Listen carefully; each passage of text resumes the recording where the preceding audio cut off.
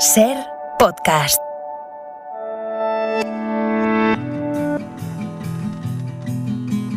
We've been gone for such a long time that I'm almost afraid to go home. A long road is a long, dragged out imagination where things can go wrong, but we keep rolling on.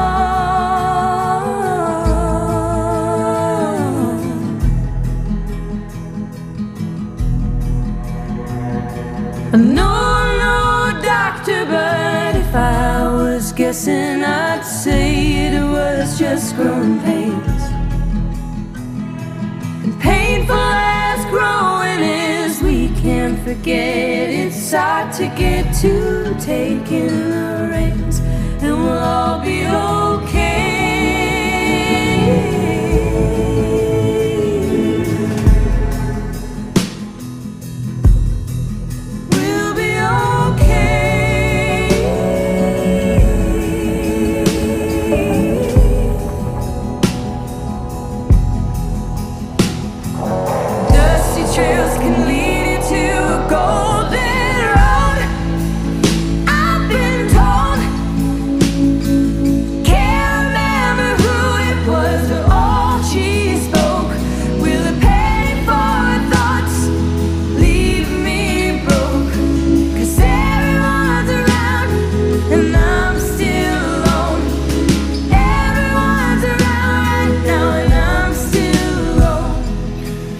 Juanjo Millás, buenos días.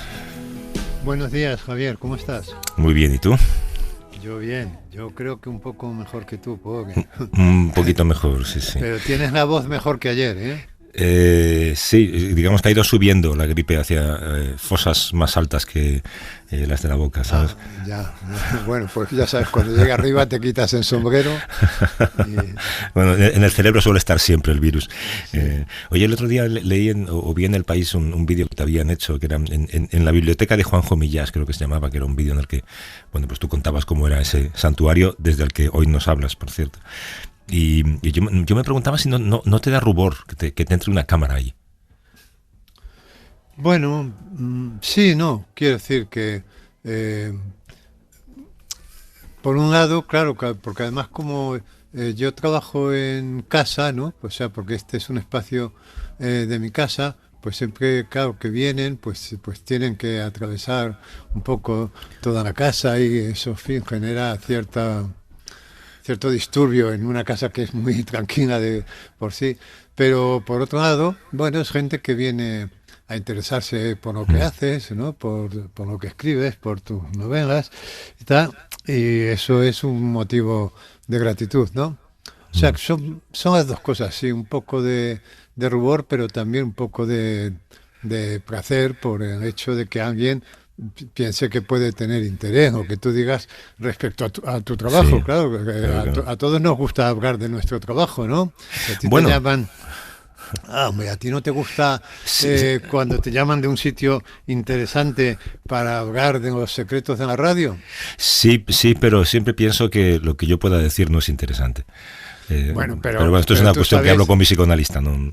Claro, eso no, pero tú dices eso, pero al mismo tiempo, en lo más hondo de tu corazón, sabes que tú tienes una experiencia que puede ser muy útil para quien la escuche. Decir que seguramente son las dos cosas. Yo no digo que tú mientas cuando dices pienso que no tengo nada que decir interesante, pero si tú estás desde hace muchos años haciendo un programa de gran éxito y que se renueva, EGM, tal, pues también tienes que saber que algo hay ahí que tiene interés de tu trabajo, ¿no? Que además, fíjate que es que lo que interesa a la gente del trabajo de todo el mundo es la trastienda. Yo esto lo tengo muy observado cuando doy conferencias, ¿no?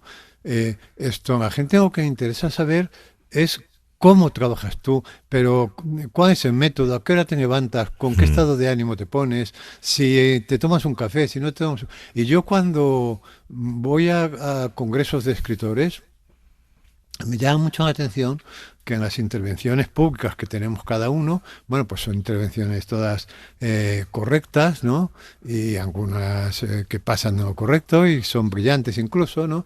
Pero realmente las cosas interesantes se dicen por la noche en la cafetería, cuando cada uno cuenta sus propias dificultades y las cuenta sin la censura de que están escuchando 200 o 300 personas, ¿no? Es decir, en la trastienda del trabajo. Y yo tengo un trabajo que es muy artesano, o sea que yo no identifico el hecho de escribir con un gran arte, yo me identifico más con un trabajo parecido al de fontanero o al de electricista, que vienen a arreglar un circuito que está estropeado y que al final, si abres el grifo, tiene que salir agua, o si le das al interruptor, tiene que encenderse la luz, ¿no? Y entonces, al concebir este trabajo mío como un trabajo artesanal, pues digamos, secretos del oficio son muy interesantes. La trastienda de oficio es muy interesante, ¿no? Pues, mira, la mayoría de los reportajes que hacemos Paqui y yo tienen que ver con la trastienda de la realidad. Bueno, ahí hay un documental de Netflix, siguiendo a Paqui y a Juanjo, no sé, en el desarrollo de un reportaje. Estoy seguro de que mucha gente lo vería. Claro, pero que nosotros, por lo general, ¿qué buscamos? Nosotros llegamos al aeropuerto y vemos un mostrador muy bonito, recién limpiado, muy pulido, con una persona recién afeitada, bien peinada, bien vestida, agradable y tal, pero realmente lo que nos gustaría saber es lo que hay detrás de allí donde se cuelga la maleta, y eso es lo que intentamos hacer, ¿no? Entonces, bueno, pues cuando alguien viene y se interesa por mi trabajo, yo lo que intento es eso, es contar un poco cómo te iniciaste en el trabajo, porque suele ser incluso raro para ti, cuando tú piensas, ¿cómo me inicié yo? Porque hay preguntas que no te haces hasta que no te las hacen los otros, ¿no? Yeah. Y dices, es verdad, ¿cómo empecé yo? ¿Por qué llegué yo a esto? ¿No? ¿Qué conjunto de azares me llevaron aquí? No, estaba pensando que ayer Manuel Vicent, que estuve conversando con él en una lo escuché. Grabación que hicimos, él decía que él llegaba a los reportajes y sobre todo a las entrevistas con personajes sin preparar absolutamente nada sobre ese personaje, que él quería siempre llegar limpio. Mira, me identifiqué mucho con eso que decía Vicent, porque, por ejemplo, mi modo de trabajar con Arzuaga, por ejemplo, es ese. Yo no me documento al sitio al que vamos porque ni siquiera sé el sitio, porque él no me lo dice. Pero es que yo, antes de esta experiencia, cuando voy a hacer un reportaje, yo solo, de lo que sea, procuro ir con una mirada inocente, aunque sepa algo inevitablemente, porque siempre sabes algo del lugar al que vas, pero procuro fingir que no sé nada, porque ¿sabes qué ocurre? Que si sabes, vas a escribir lo que sabes, sí, vas a confirmar. No lo que encuentras. Es decir, vas a confirmar y ves lo que esperas ver. Entonces parece una contradicción, prefiero documentarme a posteriori, ¿no? Es decir, prefiero ir a un lugar, extrañarme de aquello porque no conocía nada de aquello y documentarme. Yo te he contado en alguna ocasión, me parece, la experiencia esa que se cuenta en el Antropólogo Inocente, que es un libro muy fantástico, ¿no? De un antropólogo que está 5 años en Harvard estudiando una tribu del centro de África, ¿no? Sí. Y cuando han pasado esos 5 años, que se lo sabe todo sobre esa tribu, consigue una beca para ir a conocerla. Entonces va a ver in situ esa tribu que ha estado estudiando teóricamente. Y claro, la pregunta es, ¿qué va a ver cuando llegue allí? Va a ver lo que ha estudiado, necesariamente, ¿no? Porque además, si no, fíjate, tendría que tirar 5 años de su vida a la basura.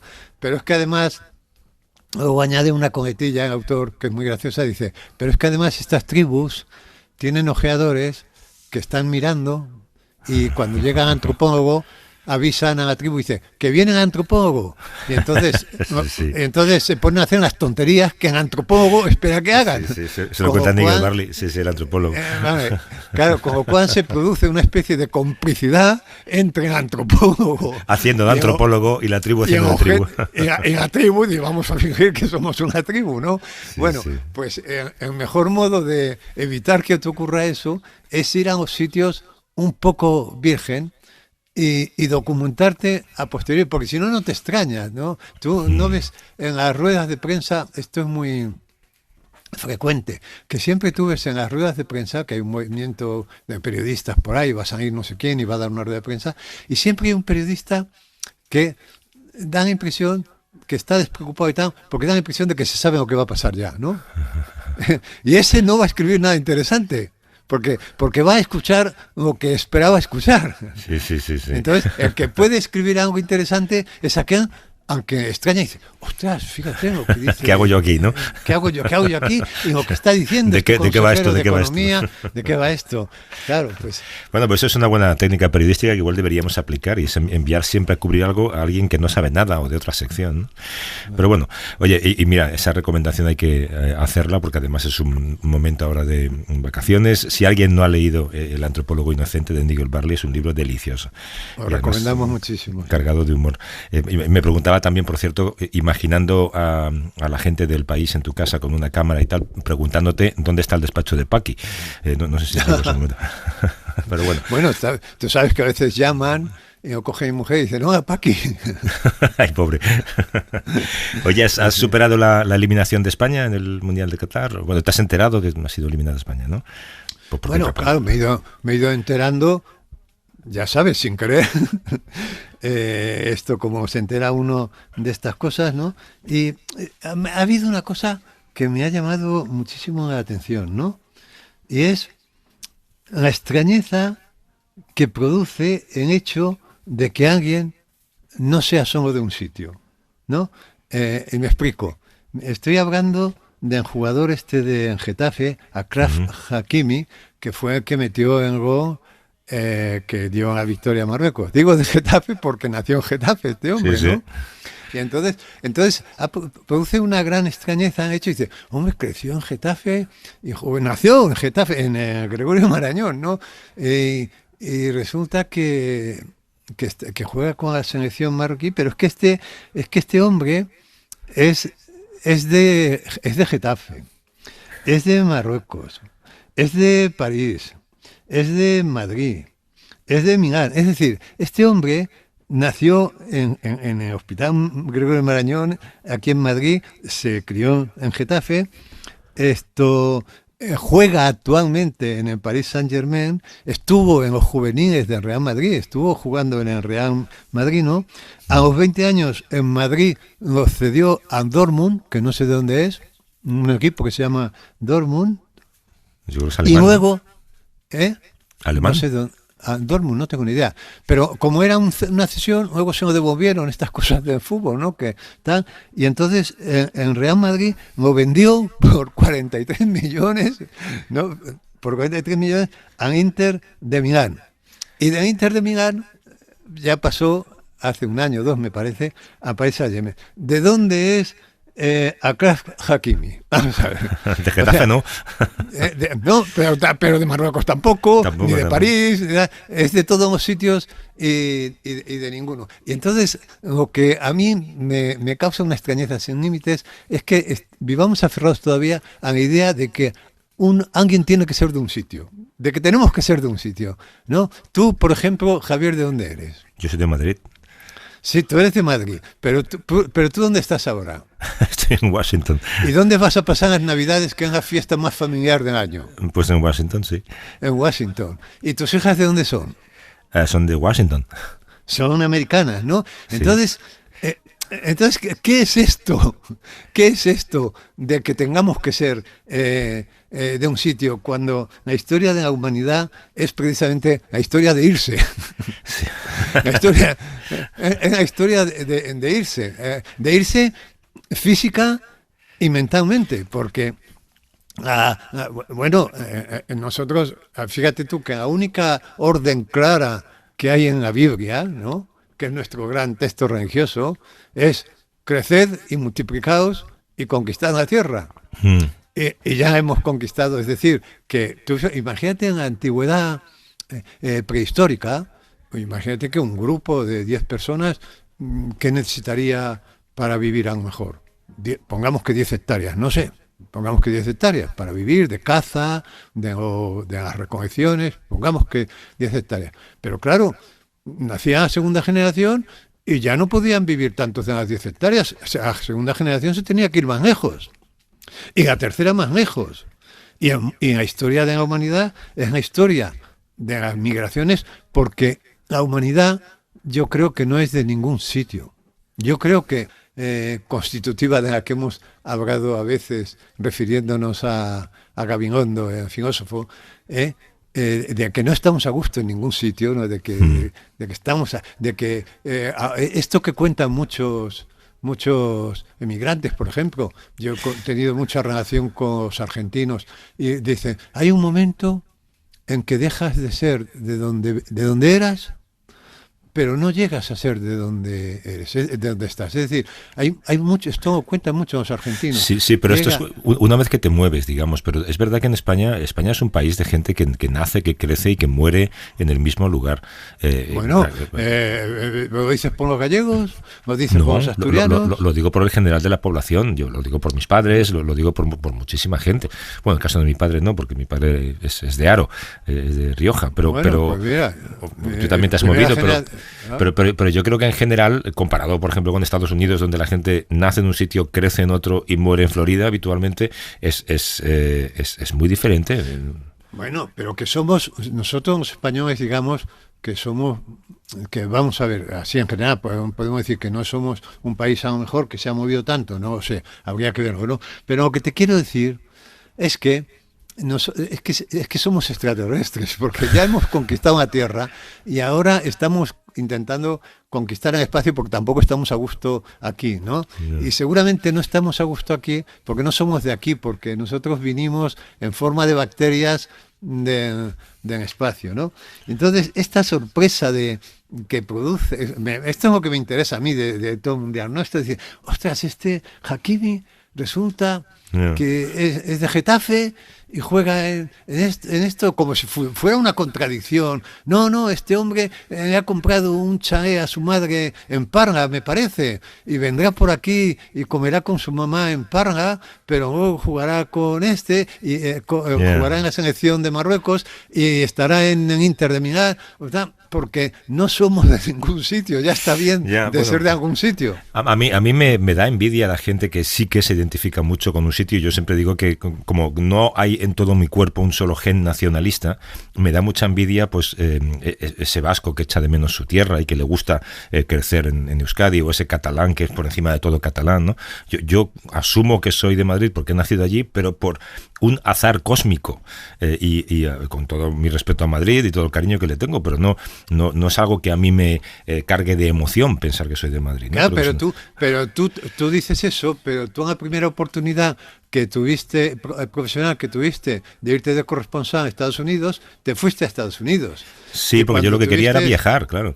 Claro, querías viajar, claro, querías conocer nuevas hectáreas porque las de tus papás ya estaban gastadas, ¿no? Y entonces, y no dijiste, ay, voy a tener hijas americanas, no, me vuelvo a España para que mis hijas nazcan en Usera. No, las tuviste y tus hijas son americanas. Y bueno, y es que es un error esto de empeñarse en ser de un sitio, ¿no? Una vive en Inglaterra, pero bueno, esa es otra historia. Oye, estas Navidades, la gente lo sabe, los oyentes de la SER saben que cada día de Navidad la SER emite un cuento que cuidamos muchísimo, que trabajamos muchísimo, y que no sé, ponemos mucho empeño en que esa mañana sea especial radiofónicamente, ¿no?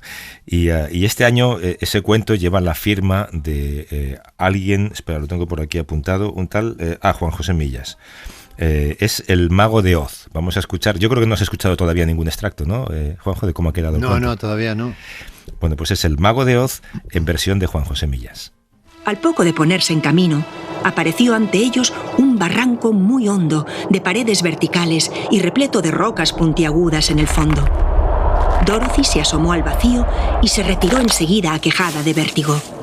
Luego miró a sus compañeros de viaje y les dijo, conteniendo las ganas de llorar, pues había comprendido que tenía que mostrarse fuerte ante sus debilidades. Creo que hasta aquí hemos llegado. El leñador de hojalata también sintió ganas de llorar, pero se reprimió por miedo a que se le oxidaran los párpados.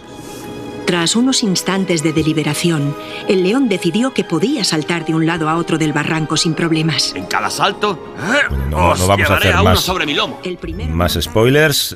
Aitana Sánchez Gijón es la narradora. Están Elena Rivera, está Dani Rovira, está Gabino Diego, Ernesto Alterio, Ramón Barea, realizado por Roberto García, dirigido por Ana Alonso. Es una historia maravillosa, la del Mago de Oz. No sé si te he contado, Juanjo, que mi hija pequeña aquí en Halloween se vestía siempre de Dorothy. Y llegó un momento en el que ya decidimos no comprar más vestidos para que así, a medida que se iba quedando pequeño, saliera del personaje. Pero es que el personaje es tan impactante que incluso las zapatillas de las slippers, no sé cómo se llaman las zapatillas estas que lleva Dorothy, están en el Museo Nacional de Historia Americana expuestas. Sí. Esa es la fuerza que tiene ese cuento aquí, ¿no? Y es un cuento, yo creo que muy de actualidad, ¿no? Sí, es un cuento que atraviesa los tiempos, pues como Anicia, estas grandes historias, ¿no? Que dan en lugares tan esenciales del ser humano, en el tuétano de las preocupaciones del ser humano, que no es ahora y dices, pero claro, si es que parece que está escrito ayer, ¿no? Porque está compuesto además por personajes profundamente paradójicos, empezando por Dorothy, ¿no? Porque Dorothy es una niña que cree que está perdida cuando se está encontrando, ¿no? Que es lo que nos pasa a la mayoría de la humanidad, ¿no? Que creemos que estamos en una situación y estamos en otra, pero a partir de ahí todos los personajes son iguales, ¿no? ¿Qué le ocurre al Leñador de Hojágata? Que cree que no tiene emociones, es decir, que no tiene corazón. Y bueno, está todo el rato demostrando que tiene un corazón de oro, pero él se percibe a sí mismo como que no tiene corazón, ¿no? ¿Qué le ocurre a Espantapájaros? En Espantapájaros cree que no tiene cerebro, pero es que el mismo hecho de pensar que no eres inteligente revela ya un talento impresionante. Es decir, yo creo que uno empieza a ser listo cuando se da cuenta de que no es listo. Dice, hostia, yo es que soy tonto. Porque ahí en ese instante es cuando uno empieza a ser listo. Y en León, en León cobarde, que no tiene valor, que se mete en unas aventuras increíbles, que se podía retirar y decir, mira, yo no sigo con esto porque yo soy cobarde y esta ya. Entonces, todo eso alude a la condición humana, que es profundamente paradójica y contradictoria desde el momento de que nacemos para morir. Y yo qué sé, yo siempre digo, y desde el momento en que los mejores videntes en nuestra tradición son ciegos, ¿no? Entonces, pero ya si vamos al Mago de Oz, al propio mago, que es un impostor, ¿no? Pero claro, es un impostor, aunque todo el mundo toma por un mago, es decir, que todo el mundo, toda la historia de la ciudad Esmeralda, ¿no? Y de la tierra de Oz está montada sobre un malentendido. Y es que está dirigida por un señor todopoderoso, que es un señor bajito y calvo. Sí, sí. ¿No? Y entonces, yo pienso que eso es una metáfora de la vida de los seres humanos. Toda nuestra vida está montada sobre un delirio. Yo suelo decir que en la realidad es un delirio consensuado. Porque ya el mismo hecho de que todo esté montado sobre algo tan frágil como el dinero, ¿no? que no tiene respaldo alguno, como hemos comentado tantas veces, que si mañana dejáramos de creer en el euro o en el dólar, se irían al carajo en 24 horas, porque no tienen respaldo, como antiguamente tenían el respaldo del oro o de yo qué sé, pero ahora el único respaldo del dinero es la confianza, es que creemos en ello, pero con una fe de carácter religioso, ¿no? Entonces, todos estos ingredientes del Mago de Oz la hacen una obra profundamente moderna y además transversal, porque en las grandes historias que nosotros atribuimos o que ponemos a etiqueta de infantiles, son para todo el mundo. A mí me sigue encantando. Bueno, es que tú ves la película de Mago de Oz, que es buenísima, por cierto, sí, además respeta mucho el espíritu de la película. Y da igual que tengas 40 años, que 50, que 7, ¿no? Y te sigue asombrando incluso la superproducción que fue. Fíjate la película de cuándo es, yo qué sé, del 30 y pico, 39, yo creo, 38, 39. Y cómo aguanta. Sí, aguanta porque está hecha del mismo material onírico de Que van a ser casi 100 años, ¿eh? Que pero, si te pones a pensarlo, madre mía. Pero es que la novena es de 1900. Sí.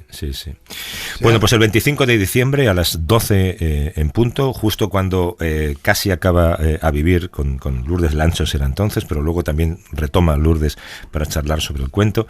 El Mago de Oz, la ficción guionizada por Juanjo, en este caso, y con un reparto radiofónico y con un trabajo muy cuidado. Habrá que disfrutarlo con mucha tranquilidad. Oye, la semana pasada te hablé de un libro que leí durante... mira, precisamente fui a ver a mi hija y cogí un libro, me compré un libro para el viaje de vuelta. Y el libro era, se llama, el título es bueno, es This is gonna hurt, esto va a doler, escrito por el doctor. Te va a doler. Esto te va a doler, sí. Escrito por Adam Kay, que es es un médico de la sanidad pública inglesa. Acabó dejando la profesión, muy desencantado, pero era un libro sobre la profesión médica, no sobre la precariedad, no sobre las horas. Era un libro sobre lo que él, o las emociones a las que él se enfrentaba como médico. Y pensé que hemos hablado muchísimo, y también en este espacio, sobre médicos, sobre sus quejas, con toda la razón, por supuesto, por lo precario de la situación laboral. Pero yo creo que nunca hemos hablado de la profesión, ¿no? Del ejercicio de la profesión, y tú y yo, de hecho, hablamos mucho de medicina porque nos encanta el tema y porque en el fondo somos un par de hipocondríacos seguramente, ¿no? Y claro, esos capítulos dedicados, por ejemplo, al primer paciente que se te muere o al primer paciente al que salvas la vida, ¿no? Esa sensación de superpoder que seguramente te puede provocar algo así. Y se nos ocurrió juntar a médicos. Antes decía con Paqui bromeando, juntar a unos niños que en realidad son médicos, porque están todos en los 20 años. Tenemos a Luis Carrasco, que es médico residente alergólogo. ¿Cómo estás, Luis? Buenos días. Hola, buenos días. Luis Manuel García es médico residente cardiólogo. ¿Qué tal, Luis? Buenos días, ¿qué tal? Cata Blanes, médico residente psiquiatría en Ramón y Cajal. ¿Cómo estás, Cata? Hola, buenos días. Y José Ángel García Cuesta, médico residente en oncología. ¿Cómo estás, José Ángel? Hola, ¿qué tal? A ver, cartas encima de la mesa. Edades, por favor. 25 años. 26. Yo 29. 25.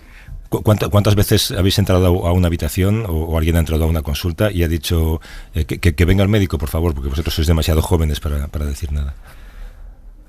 No muchas, pero ya nos hemos enfrentado a algunas después de 6 meses trabajando.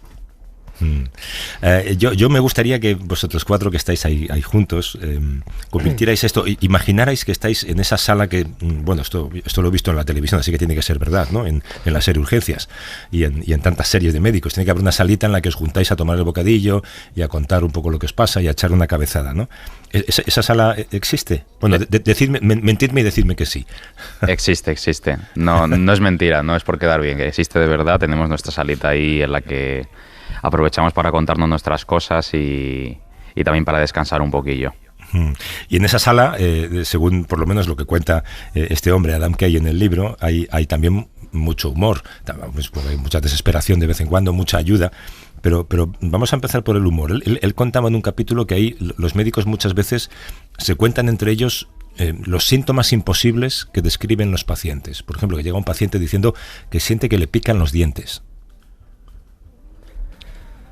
Yo creo que es verdad que muchas veces pensamos que existen síntomas imposibles y luego te das cuenta de que no, de que la gente realmente siente cosas y al final decir que hay algo imposible, yo creo que las guardias, sobre todo en urgencias, aprendes que pocas cosas son imposibles. De hecho, de las primeras cosas que nos enseñan es si el paciente te dice que le duele o que le pasa, le pasa. Ya luego demostraremos por qué o si no, pero los pacientes no mienten. Si les pasa algo, hay que creérselo. Pero ¿alguna vez habéis tenido que convencer a un paciente de que un síntoma no es real, que no puede ser, ¿no? También contaba en el libro, pues ese señor mayor que va al médico y dice que siente que cada vez escucha mejor. Yo creo que lo fundamental que hacemos muchas veces es decir, mira, no sé si lo sientes o no, porque por supuesto no puedo decirte que no lo sientes, pero eso que sientes no es grave. Al final, no solo se dan síntomas físicos, la mente también es un factor muy importante.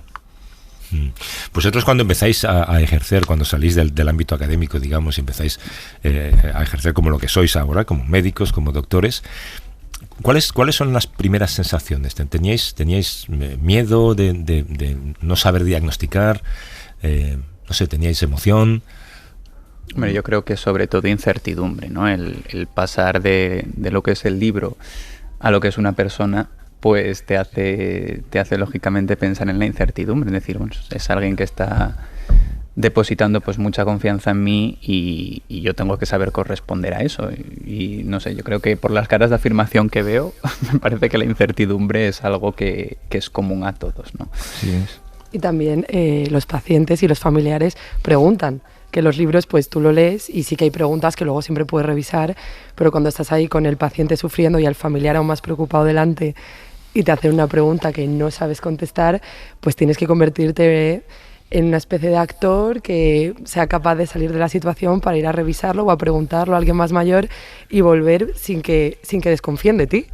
Ese es de los momentos más tensos, yo creo, que se puede pasar. Cuando te hacen una pregunta y dices... en tu cabeza sale el mono dando platillos, sí, que sale en la serie de Los Simpson también, ese capítulo tan famoso. Y tú estás pensando, ¿y yo ahora qué digo para salir de aquí y salir más o menos indemne sin que pierdan la confianza en mí, sobre todo, que es lo más importante? Porque si dices algo y quedas un poco, digamos, en mal lugar, sabes que esa relación médico-paciente que tienes ahí ya se te ha ido un poquito al traste. Entonces es un poco, digamos, jugar con las cartas que tienes en ese momento, y no mintiendo, pero muchas veces incluso pues diciendo, pues mire, esto tenemos que revisarlo porque... Y entonces pues lo dices, te vas y ya luego darás una respuesta más acertada. Pero es verdad que eso nos ocurre sobre todo las primeras veces, pasa mucho y es una situación de riesgo muchas veces. Claro, esto es una cosa que comenta este médico en el libro, por lo menos en el caso de la sanidad británica no existía hasta hace poco un mecanismo de renovación de conocimientos, digamos, de los médicos, ¿no? Entonces yo supongo que la gente tiende a pensar que mejor un médico mayor porque tiene mucha experiencia, pero quizá un médico joven se sabe lo último, que es lo que más importa, ¿no?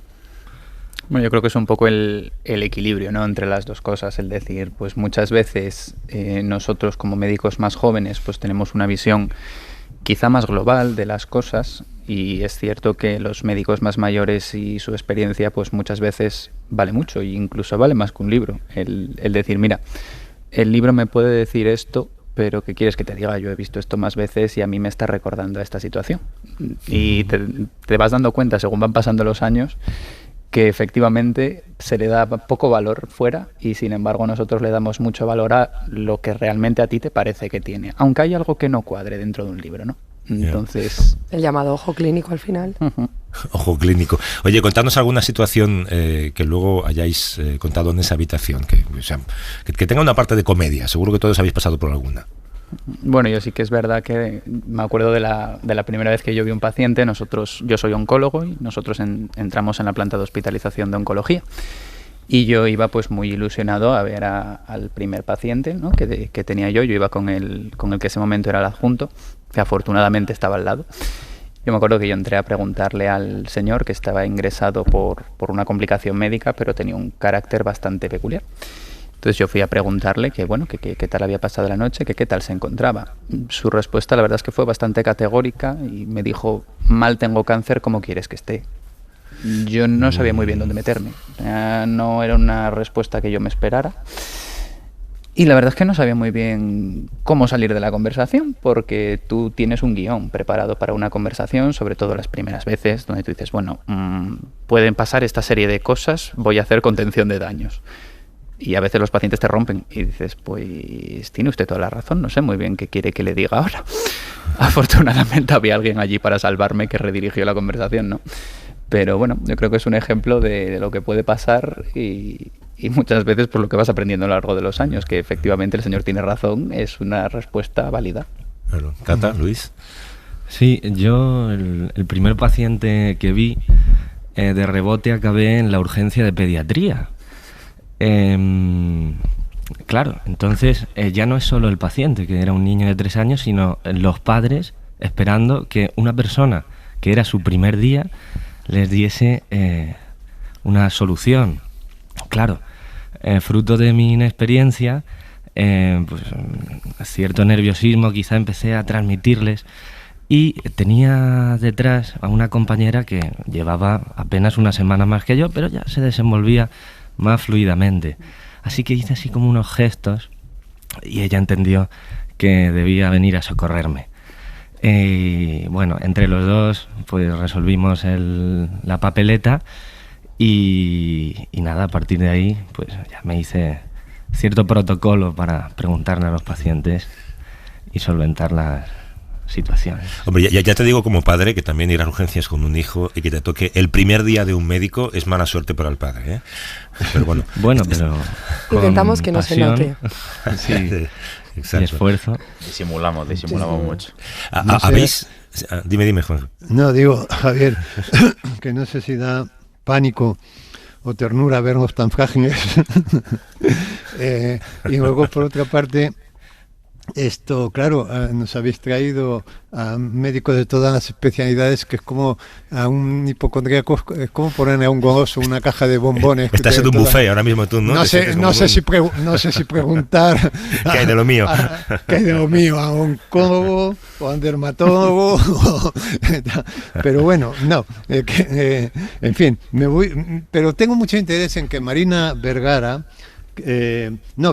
Marina Vergara, sí, que es internista, y yo tengo una fantasía, pero no sé si es así, de que un médico internista... Discúlpame que te cortes, que creo que Marina está de guardia y no ha sido Marina capaz tenía de que venir, cambiarla. exacto, y no ha podido cambiar la guardia, se la cambiaron anoche, pero tienes a Cata.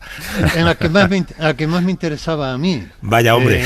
Marina, la que más me interesaba a mí no ha venido, ¿no? No, porque pensaba yo, si en internista... me pueden responder los demás también. Si un internista es aquel médico que tiene una visión como más holística del cuerpo, porque yo tengo la impresión de que el especialista sabe mucho de lo suyo, pero yo tengo la impresión de que yo pienso a veces, joder, pero yo me digo, oiga, yo voy, por ejemplo, con un problema en el tobillo, vamos a ver, pero yo tengo la sensación de que ese problema del tobillo se ha originado en la oreja izquierda. Claro, no me atrevo a decirlo porque no soy médico, y el médico me va a decir, usted es idiota, pero si yo hago si siento esto es por algo, ¿no? Entonces siempre pienso que los médicos se fijan mucho en su área, pero que fuera de su área saben poco, ¿no? Y me pregunto yo, ¿a qué médico debería ir yo que tuviera una visión total del cuerpo? Y dice, así, a usted le duele aquí, pero lo suyo no es de aquí, es de este otro lado, completamente alejado de lo suyo.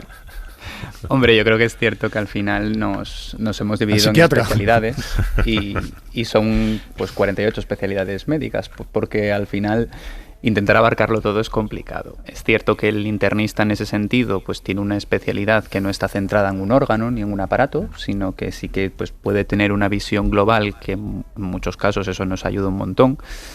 Pero sí que yo te recomiendo preguntarle interna. Oncología, por supuesto, no. Que la respuesta igual no es buena, pero internista está bien. Pero esa es otra cuestión que quería preguntar, porque yo siempre que tengo un síntoma, ya voy haciéndolo menos porque veo que es nefasto, pero consulto en internet, ¿no? Uh-huh. Y entonces, no importa el síntoma que sea, pueden ser gases, pero no importa el síntoma que sea, todos acaban en que puede ser un cáncer.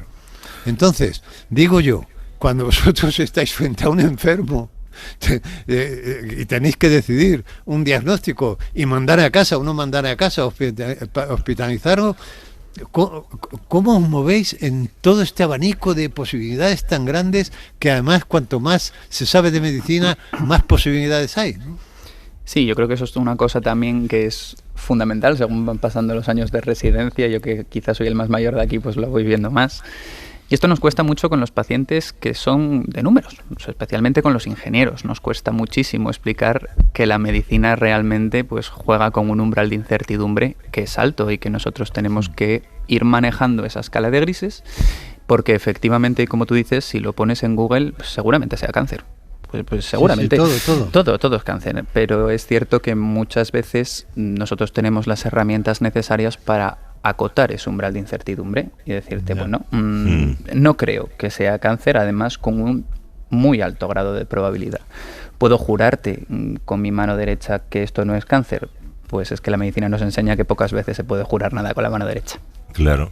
Yo me pregunto, en ese buffet, en el restaurante, la gente que trabaja allí ve entrar al tío que va a comer más ese día.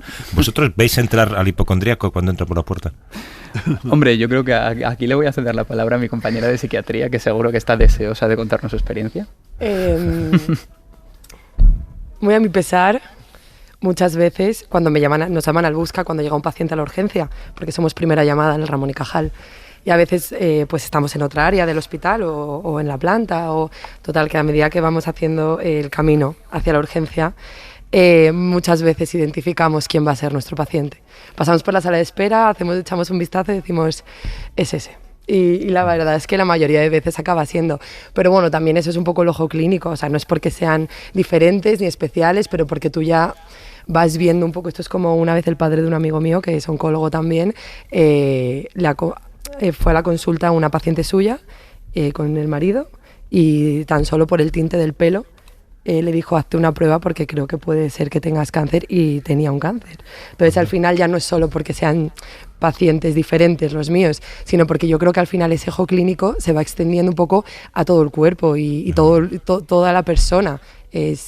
O sea, somos personas y al final todo se muestra, la piel es el órgano más grande del cuerpo, y yo creo que sí que vamos adquiriendo un ojo clínico en ese aspecto y vamos viéndolo. No sé si el cardiólogo opinará igual, pero... No, yo opino exactamente igual, la verdad. Es un ojo clínico que se va desarrollando y al final tú ves a un paciente nada más entrar o nada más echarle un primer vistazo y tú ya tienes unos prejuicios de ese paciente que luego pueden ser verdad o pueden ser mentira, o puedes estar equivocado o no con respecto a tu ojo clínico, pero para eso tienes también lo que decimos las pruebas complementarias, porque al final todo paciente que llega a la urgencia es verdad que de regalo, por si acaso, se suele llevar una analítica, y en la analítica, pues bueno, digamos que si es anodina, como decimos nosotros, que no hay ningún hallazgo que te oriente a nada, pues ya dices, bueno, pues ya está, no pasa nada.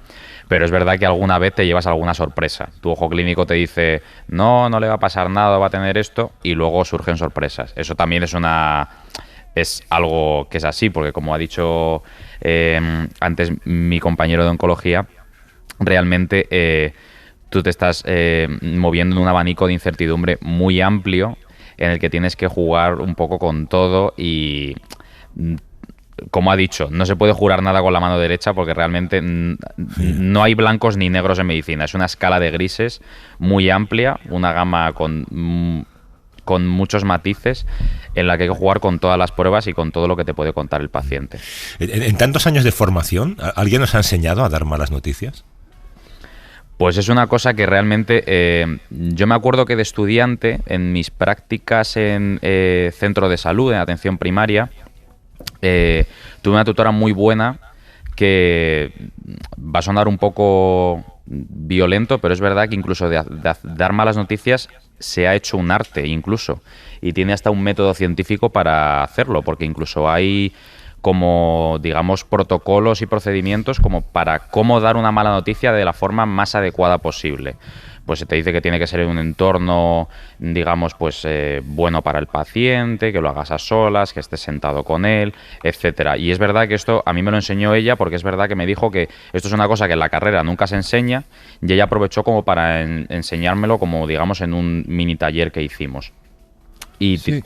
Y tiene toda la razón, porque al final es una parte de tu práctica clínica diaria, sobre todo en ciertas especialidades en las que pues o jugamos más en el ámbito pues de que pueda haber una mala noticia importante, que cuando te enfrentas a ello por primera vez te das cuenta de que si alguien te ha explicado previamente eso, digamos que tienes un poco más de herramientas para hacer frente a ello, pero es verdad que nunca es una situación fácil y siempre te vas a encontrar en una situación complicada cuando tienes que hacerlo. Pero digamos que eso, que digamos que hay maneras de que se pueda no enfocar bien, pero digamos que tengas herramientas para poder transmitir eso de la mejor manera posible a los pacientes. Yo sí que aquí le echo un capote a las universidades, que eso sí que es cierto que, bueno, se nos explica poco, ¿no? Cómo dar una mala noticia. Es un poco lo que dice mi compañero. Pues sí que tienes unos tips, una serie de herramientas que tú puedes utilizar para intentar minimizar el daño, y que sí que, pues a nivel teórico, se nos podría explicar un poquito en las universidades, ¿no? Eso... ¿realmente ayuda a dar malas noticias? Pues yo creo que esa es la pregunta, ¿no? Porque al final Yo es cierto que tengo una especialidad con una carga emocional pues especialmente elevada y que quizá el manejarla pues hace que tenga que dar muchas malas noticias de forma muy habitual. Y al final acabas haciéndolo un poco por imitación. Vas viendo cómo lo van haciendo los mayores y sobre todo cómo te notas tú más cómodo y haces un poco el mix de las dos cosas. De forma que, pues bueno, no es agradable dar malas noticias, pero por lo menos yo esté cómodo llevando un poco el timón de la conversación y cada uno pues va aprendiendo cuál es su timón. Y también yo creo que luego tienes que observar a quién tienes delante, porque las personas reaccionan de manera muy diferente en una misma situación. Todo el mundo es diferente con sus circunstancias, entonces creo que tienes que hablar, pero también mirar y observar a quién tienes delante y cómo está recibiendo la noticia. Y tú, pues un poco con lo que ha dicho mi compañero, vas aprendiendo a llevar tú el timón y la dirección por algún lado, pero siempre siendo consciente de lo que tienes delante y de cómo está reaccionando lo que tienes delante. Sí, yo no sé si sois conscientes o también en la carrera estudiáis algo de esto, ¿no? De la situación de poder y de enorme poder en ocasiones que tiene un médico frente a un paciente, ¿no? El paciente va muy fragilizado, sobre todo si piensa que lo suyo es grave, ¿no? Y esa relación de poder frente a una persona frágil, que está debilitada, está estudiada. ¿Cómo la manejáis? Porque yo me pregunto, por ejemplo, yo sé que, por ejemplo, no podría haber un cirujano manco de los dos brazos. Me diría, no, usted no puede, ¿no? Usted no puede estudiar cirugía, puede estudiar otra cosa. Joder, pero yo me cuento con médicos muy antipáticos y digo, oiga, pues usted tampoco podría ser, ¿no? Porque yo vengo aquí muy fragilizado, creyendo que tengo aquí esto, que me ha dado una arritmia, que no sé qué, que me voy a... Y me encuentro con un tipo distante, que me parece que yo soy un pesado, que tal... O sea, esa relación de poder, ¿cómo sois conscientes de ella y cómo la manejáis siendo conscientes de ella? Yo creo que sí que somos conscientes y al final pues volvemos a lo mismo. Cada uno tendrá sus tips de cómo intentar minimizar el daño en esa situación de fragilidad. Yo, por ejemplo, es cierto que a nivel personal, yo con los pacientes hospitalizados, a la hora de estar pues yendo a ver al paciente, no me gusta nada estar yo de pie y el paciente tumbado en la cama, porque es que, no sé, me siento un poco como que estoy dando un meeting. O sea, yo, bueno, tiendo a sentarme en una sillita al lado o incluso sentarme a pie de cama y intentar pues esa situación que ya está prevalida de una situación de superioridad, pues intentar minimizarla, ¿no? Y decir, bueno, no te estoy dando un discurso, vamos a ponernos al mismo nivel, que yo creo que se facilita un poquito la comunicación. Me imagino que mis compañeros, pues cada uno tendrá su forma de enfocarlo. Sí, yo, por ejemplo, me baso un poco en lo que hablaba Sun Tzu en El arte de la guerra. Conócete a ti mismo y conoce al que tienes enfrente, y así lo planteas todo de una manera más racional. Y también me imagino a mi abuela, por ejemplo, enfrente, y así sé que voy a hacerlo lo mejor que pueda con todo el corazón. En vuestras rondas de urgencias, digamos, ¿habéis salvado alguna vida? ¿Alguna vez habéis tenido la sensación de que porque vosotros habéis mandado una prueba o habéis actuado con rapidez, habéis salvado una vida?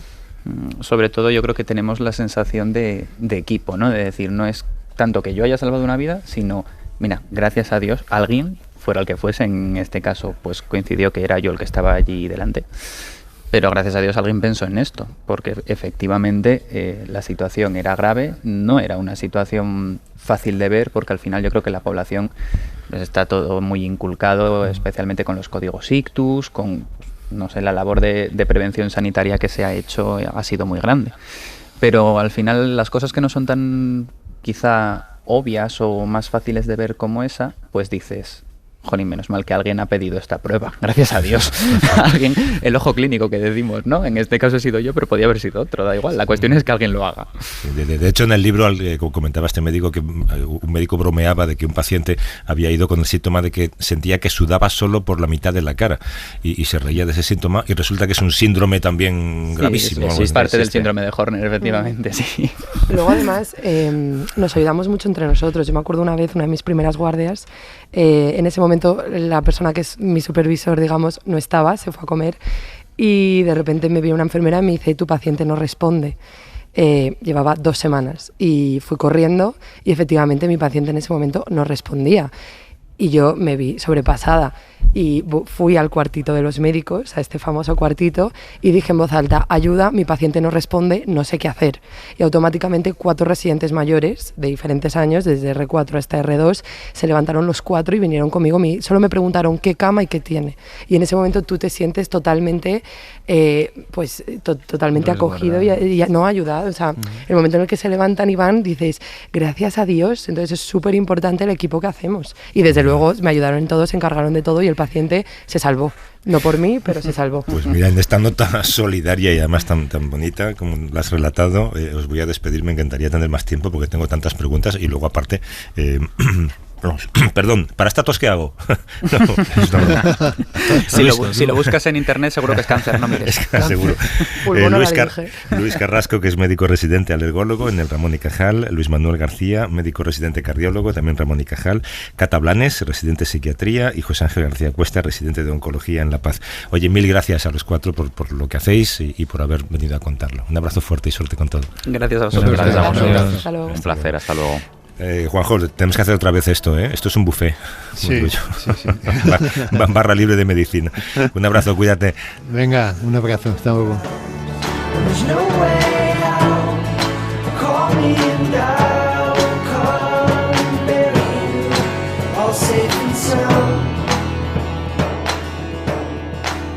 Para no perderte ningún episodio, síguenos en la aplicación o la web de la SER, Podium Podcast o tu plataforma de audio favorita. A vivir que son 2 días.